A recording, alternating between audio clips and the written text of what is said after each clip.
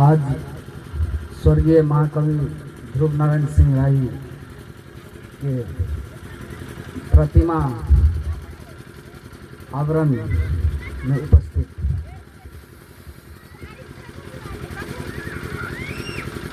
मेरे गुरुवर और आज इस सभा के अध्यक्षता कर रहे हैं कपिलेश्वर बाबू, उपस्थित गुरुदेव श्री मिश्री बाबू, मंच पर उपस्थित डॉक्टर साहब सुरेंद्र बाबू और सभा में उपस्थित प्रद्युमन बाबू, प्रेम बाबू, मुरलीधर बाबू, सभी को आज के इस सभा में हार्दिक अभिनंदन। जैसा कि आज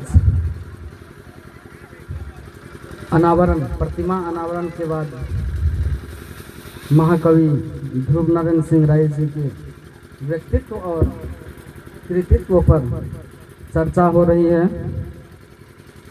उसी कड़ी में मैं दो चार शब्द रखने जा रहा हूँ।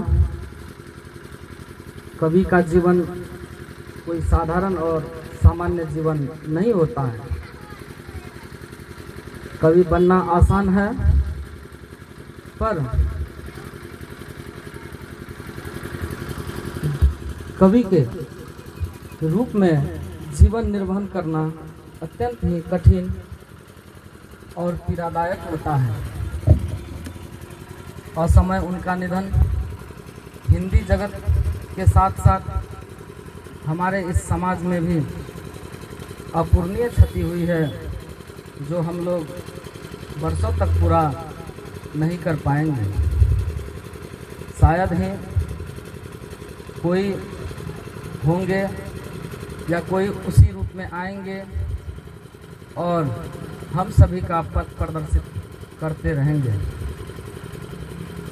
वे अपनी रचना के माध्यम से समाज को, खास करके वंचित समाज को जो दिशा निर्देश देने का कार्य कर रहे थे, वह केवल लेखनी में ही नहीं था, बल्कि उन्होंने उस लेखनी को अपने जीवन में भी उतारने का काम किया, जो सबों की बस की बात नहीं है। लेखनी करने के लिए तो लेखनी कर लेते हैं, लिख लेते हैं, लेकिन उसको खुद अपने जीवन में उतारना बहुत ही कठिन और दुखद होता है। साहित्य में अनेक बड़े बड़े विद्वान और महान लेखक हुए। शायद लगता है उनमें से महाकवि ध्रुव नारायण सिंह राय भी एक थे। वे यदि साहित्य जगत में उपेक्षित नहीं होते, यदि वे ये कस्बे, ये गांव में नहीं हो करके किसी बड़े बड़े शहरों में या उच्च पद पर होते, तो आज निश्चित रूप से देश ही नहीं बल्कि विदेश में भी लोहा मानते। उनकी विद्वता की लोहा तो विदेश में, देश और विदेश में भी मान ही चुके। लेकिन शायद लगता है मुझे कि और आगे तक निश्चित हो जाते।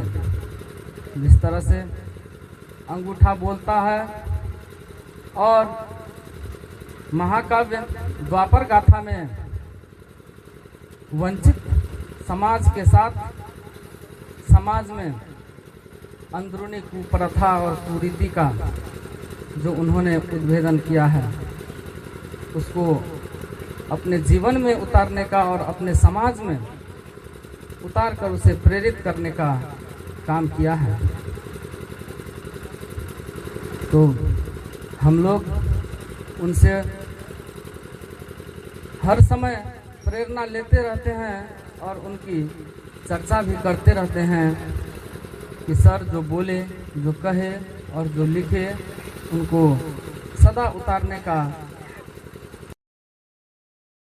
हम लोगों का भी मार्ग को प्रशस्त करते रहे। तो आज मैं उन्हें हार्दिक श्रद्धांजलि अर्पित करता हूं और सदैव वो हम सबके दिलों में रहेंगे। धन्यवाद। जय हिंद, जय भारत।